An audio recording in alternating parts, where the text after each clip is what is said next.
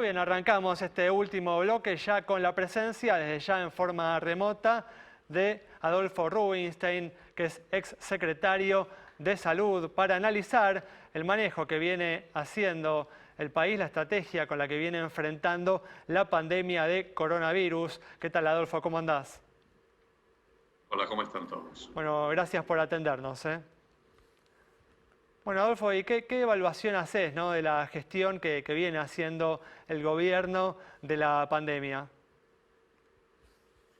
Yo creo que la gestión de la pandemia tuvo puntos fuertes, algunos puntos débiles.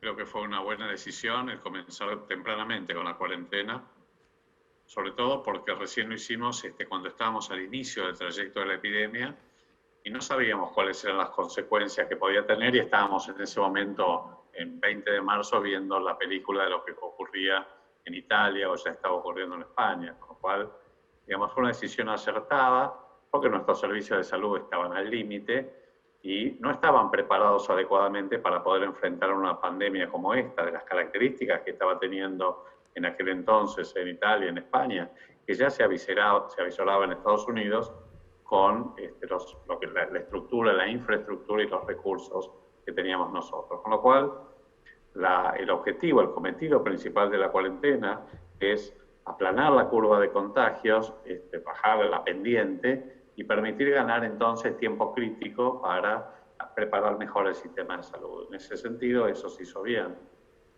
Los puntos que no se hicieron tan bien fue primero que las primeras semanas antes del 20 de marzo, o sobre todo en la última quincena de febrero, en la primera semana de marzo, cuando ya se sabía que esto había adquirido características pandémicas, el COVID-19, y que ya estaba azotando Europa, en ese momento se debieron haber hecho algunas previsiones tipo compra de reactivos para diagnóstico, los test, que no se hicieron en ese momento y después fue muy difícil,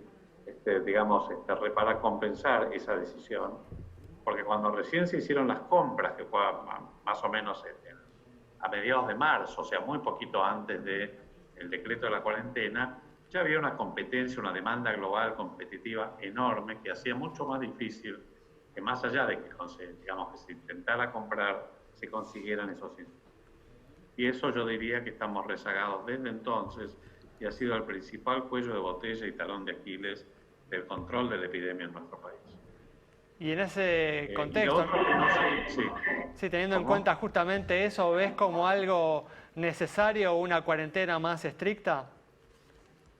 Bueno, yo creo que la principal razón por la cual, o sea, hay dos razones por las cuales se ha empinado la curva de contagios en estas últimas semanas.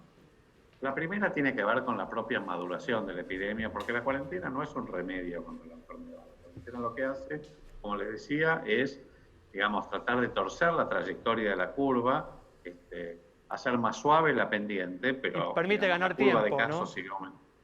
Exactamente, permite ganar tiempo, pero en ese tiempo que tuvimos, que ya son casi 100 días, debimos haber preparado una mejor respuesta comunitaria para bloquear los focos cuando todavía teníamos pocos casos. Y esto no se pudo hacer porque no teníamos test. Entonces esto de alguna manera también implicó prolongar y seguir prolongando la cuarentena por más tiempo. Y ahora es como que, digamos, volver para atrás, digamos, en medidas más restrictivas, se encuentra con un escenario y un contexto de mucha mayor impaciencia social, donde la gente no da más, donde hay serios problemas económicos familiares, personales, digamos, que tienen que ver no solamente con la cuestión, el panorama de la macroeconomía, sino cómo eso aterriza en la economía de las familias, los problemas sociales, los problemas psicosociales, emocionales que está teniendo la cuarentena prolongada, que tienen que ver con el aumento de la ansiedad, de la angustia, de la depresión, de los problemas en los chicos, de la violencia doméstica, de las adicciones, que claramente están eclosionando después de 100 días de confinamiento social. ¿Cómo estás, Entonces, Adolfo? todas estas cosas, sí. Disculpa, que justamente de lo que estabas hablando, mi pregunta es muy concreta respecto de en lo que es epidemiología. ¿Qué lugar real ocupa la salud mental? Uno podría decir es importantísimo, porque siempre es muy importante la salud mental, pero no sé si me entendés a qué me refiero con esto de lo que implica los problemas económicos sumado a tantos días de estar dentro del hogar para gran parte de la población. Es ¿Qué una peso esfera real? importantísima y mucho del incumplimiento social que ha ido progresivamente creciendo en estas últimas semanas, porque, digamos, el primer mes de la cuarentena se cumplió bastante bien y, de hecho, si vos analizás inclusive indicadores más objetivos como los reportes de movilidad de Google o de Apple, hubo una reducción muy importante de las actividades comerciales, industriales, en los parques, en las estaciones de transbordo, digamos, uno lo veía y concomitantemente un aumento de circulación en las zonas residenciales, lo cual te hablaba de que la cuarentena, claramente, cuando estoy hablando de reducciones del 80-90%, o sea, muy importante, cosa que se ha ido perdiendo en las últimas semanas. Y esto tiene que ver con que la gente no da más por distintas razones. Los problemas de salud mental son una de las más importantes. Además de cómo la situación económica repercute claramente en el aumento de la ansiedad, de la angustia, de la violencia y de muchos problemas psicosociales que están hoy funcionando. ¿Ves, Adolfo, a la necesidad de avanzar con una cuarentena más estricta como un producto de los errores de gestión que se han cometido? No, yo creo que llama la atención, digamos, es una cuarentena extremadamente prolongada, porque vos pensás que vamos a tener, no sé, 115 días, cuando dicen que anuncian solo 15 días, lo cual a mí me cuesta creerlo, no, porque no es mágico esto.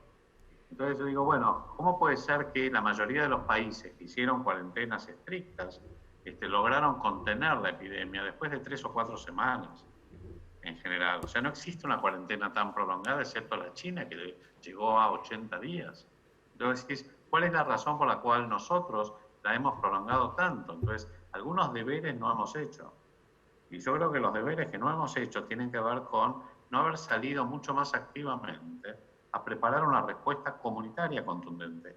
No solamente preparar la respuesta hospitalaria, que eso se hizo bien. Entonces, acá es donde estamos teniendo los problemas. Entonces, la pregunta del millón es, en esta prolongación que ahora se extendió durante estos días, bueno, ¿qué es lo que vamos a hacer? Porque, digamos, no es suficiente con decretar una prolongación de la cuarentena si vos no haces además algo más y comunicás que vas a hacer algo más y le das a la gente una visión de cómo se va a salir de esto en algún momento. Muy bien, Adolfo, muchas gracias por haber estado con nosotros. Cerramos entonces el programa de hoy con esta pregunta muy interesante que plantea Adolfo Rubinstein, ex secretario de Salud, acerca de cómo se va a acompañar este recrudecimiento de la cuarentena, si con medidas de rastreo, detección y de aislamiento de los focos de contagio para hacer más efectiva esta medida de aislamiento social. Nos reencontramos el próximo miércoles a las 20:30 aquí en Metro.